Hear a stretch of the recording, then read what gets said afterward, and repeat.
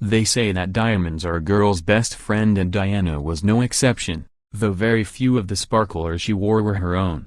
On her wedding day she donned the priceless Spencer tiara, an elegant floral headpiece that had been in her family since Victorian times, and she continued to wear it throughout her time as princess. Fussy with headpieces, she is said not to have liked how they flattened her hair and dug into her temples. She fixed them in place with ordinary elastic from John Lewis, according to her hairstylist Sam McKnight. Necklaces and earrings, however, were a different matter.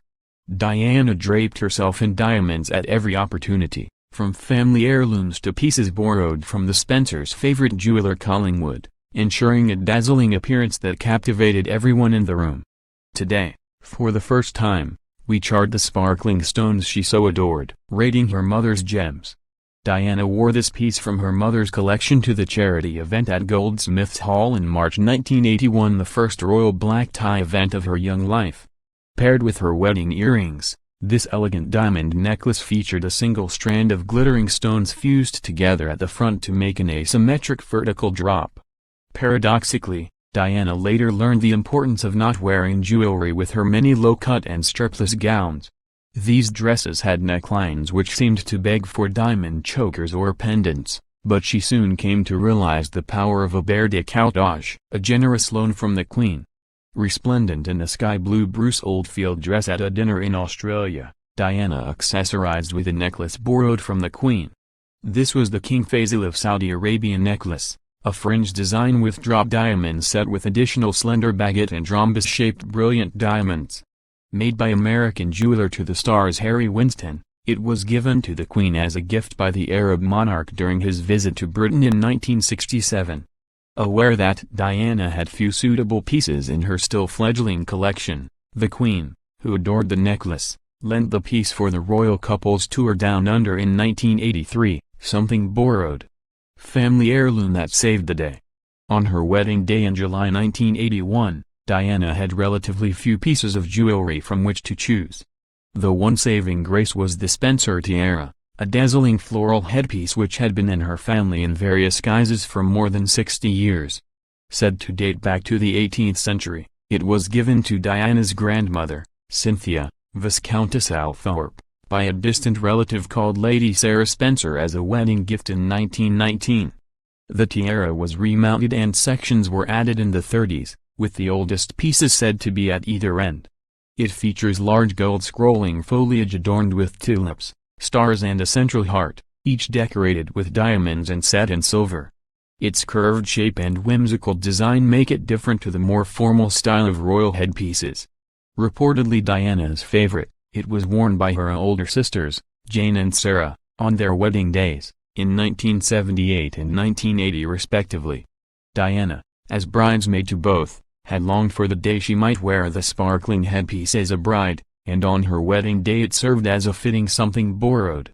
The tiara's value is unknown, but earlier this year the Spencer family sold another headpiece, set with more than 800 diamonds, for £185,000 to a mystery bidder at auction, the diamonds that she couldn't accept as a gift. Collingwood, founded in 1817, had been the Spencer family jeweler since Diana was a girl, so when it came to choosing a shimmering suite of diamonds for her official engagement portraits, taken by Lord Snowdon in February 1981, there was no better place to turn. Lady Diana selected an antique diamond necklace and matching Grandolier rings for the sitting at Highgrove House. Collingwood wanted to present her with a diamond set as a wedding gift, but palace officials declared such a valuable present inappropriate. Instead, the jeweler gave the princess a pair of diamond and pearl earrings.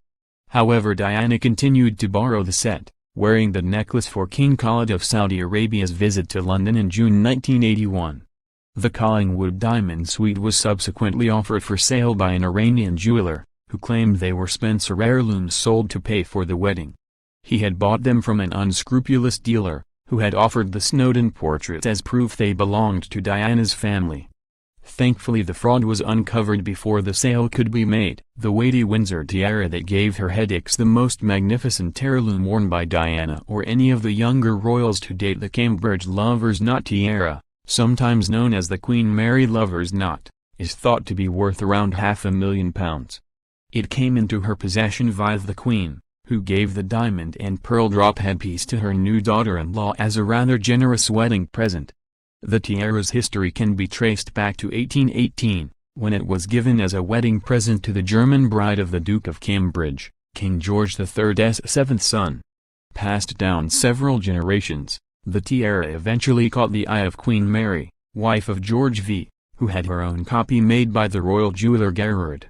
The tiara comprises diamonds and pearls from Queen Mary's personal collection, set in silver and arranged in 19 arches cats with bows, or lovers' knots, resting on a circular band of diamonds. On Mary's death in 1953, it passed to her granddaughter Queen Elizabeth II. A spokesman for Gerard says Diana wore the tiara an awful lot, mostly for presidential banquets, gala dinners and formal portraits. She felt it lent her a suitably regal air, but in private complained of its weight and said it gave her headaches if worn for too long. After her divorce from Charles in 1996, the tiara returned to the Windsor vault. In December 2015, royal watchers were delighted to see the Duchess of Cambridge dust it off for the Queen's annual diplomatic reception at Buckingham Palace. Then again in 2016, sparklers fit for a star. Diana pulled out all the stops for this encounter with actress Elizabeth Taylor in 1982. Wearing a white fur coat, the princess looked indistinguishable from a young, successful starlet, completing her look with a glittering diamond flower cluster necklace. The necklace, featuring graduated floral diamond patterns, was midway between a pendant and a choker, meaning it was particularly flattering on Diana. Although she generally preferred shorter necklaces as they showed off her long neck and elegant shoulders, timeless watch the Queen loved. This delicate diamond and platinum watch was presented to Her Majesty the Queen in 1947 as a wedding gift from the Swiss Federal Republic. Made at Vacheron-Constantin, the world's oldest watch factory, founded in Geneva in 1755, the diamond-encircled round watch face is joined to a strap with loops of diamonds, making it one of the most ostentatious timepieces ever seen. The Queen wore the watch often in her youth, once showing it off over a pair of black satin gloves.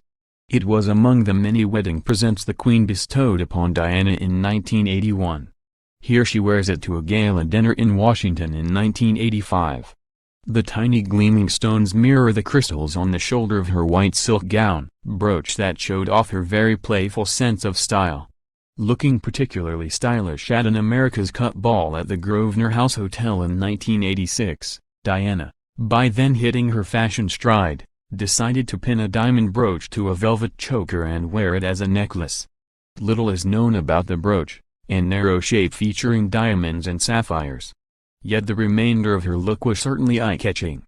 Her flamenco-style dress was by Murray Arbade, her earrings were faux onyx stones from her favorite costume jeweler, Butler & Wilson, and she wore mismatched gloves, one black and another red, setting the tone for her most fashion-forward years. The cherished reminder of a friend who died from AIDS. Not usually a fan of brooches, this diamond flower held sentimental significance for Diana. It was left to her by her friend Adrian Ward Jackson, an art dealer, who died from AIDS in August 1991, aged just 41. Diana was patron of the National AIDS Trust and had a close bond with Adrian, whose illness worsened while she was on a family holiday at Balmoral. She left Charles and the boys and rushed to London, holding an 8-hour bedside vigil on his final night. With a central stone and 18 diamond petals, it passed to Diana on Adrian's death and she wore it to his memorial. Striking gift from the Sultan of Oman. This striking choker and crescent-shaped earrings, part of a set which also included a diamond bracelet, were given to Diana by the Sultan of Oman during the Royal Cup-less tour of the Gulf states in 1986. Pictured here at a charity performance of Cinderella at the Royal Opera House in 1987, Diana adored the distinctly modern design.